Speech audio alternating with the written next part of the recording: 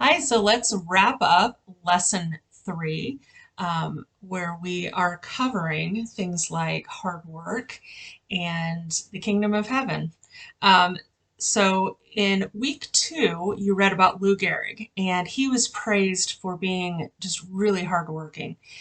And really, for week two, I have a pretty small summary. What I want to talk about is this idea of work. In Colossians 3:23, it advises us to work for the Lord and not for men. And what you'll find is you're probably going to work a lot harder when you're working uh, to please God. To say that, it's not tied to our salvation. Our salvation is through Christ alone. We can't work to get it. Christ did all the work. Our job is just to believe. So, really, this is just talking about what is my testimony out in the public? When I'm working, am I working hard? Now, I think what's great is each generation can learn from the previous, and each generation can learn from the next. So, what I have seen change in the workforce is that yes, there's still the mentality that when I'm at work, I'm going to work hard. What I appreciate is the younger generations have come in and said, why am I going to work beyond what I've been asked to do? Why am I going to work to the detriment of my family, to the detriment of my health? And as somebody who's done that, I work to the detriment of my health, and that's not a good thing, and that's not what God is asking. God is asking basically that at the end of the day, can I look at it and say I accomplished what I promised I would accomplish? Did I do the work I was asked to do? And that's really the measure. Now, does this mean you can't go above and beyond? No, that's not what it means at all. But it's finding that balance. If by going above and beyond, it means I'm missing out time with my family, or I'm working so hard that I'm not taking care of myself, or that I'm prioritizing work when I probably shouldn't, that's the balance that we need to strike. And that's where working for God and not for men is putting God's priorities first.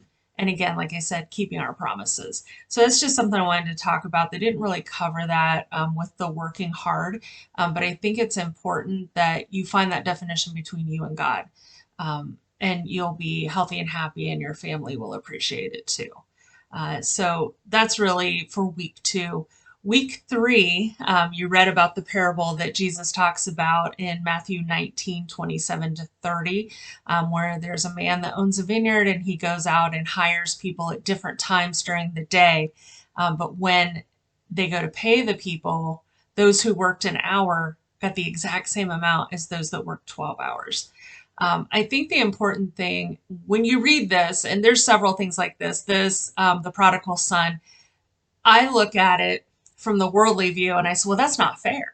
That's not fair. I worked 12 hours and I'm getting the same amount. The important thing to look at is this is not a business practice that Jesus is advocating. This is it's a picture of heaven, and that's how he starts out is the kingdom of heaven is like. And whenever he does a parable, he says the kingdom of heaven is like.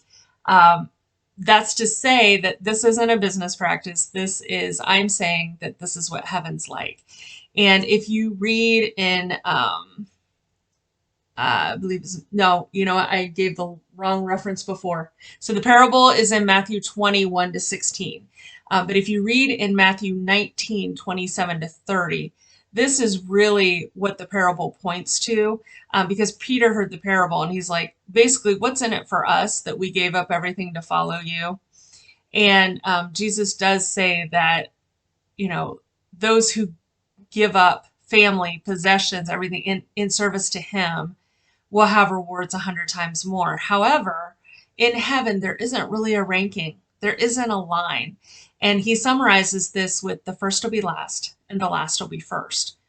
And when you think about that, if nobody's really first and nobody's really last, there's really not a line. And that's the best way to think about that. The point is that we should do everything that we can to serve God, not because we're working our way out to heaven, because we don't have to. Like I said before, it's by faith. that we are saved. Jesus came, he died on the cross for our sins. He didn't do anything wrong. He was a reflection of the Lamb in the Old Testament. He was that perfect sacrifice. So our responsibility is to believe. As a result of that amazing grace and love shown to us, that I should feel compelled to give, to volunteer, to help people. And ultimately, the most important thing we're asked is to lead people to Christ. So it should be an outflowing because of the love that we received. But the great thing is that whether I accept Christ as a young child or I accept him when I'm on my deathbed, after I've done all these awful things in my life, none of that matters because it's not based on what I did. It's based on what Christ did. And whether I'm the first and I'm 5 years old when I accept Christ or the last and I'm in my 80s or 90s, we're the same. We're all saved by grace. So that's my summary of lesson 3. You're doing such a great job, and we are almost at the halfway point. Take care.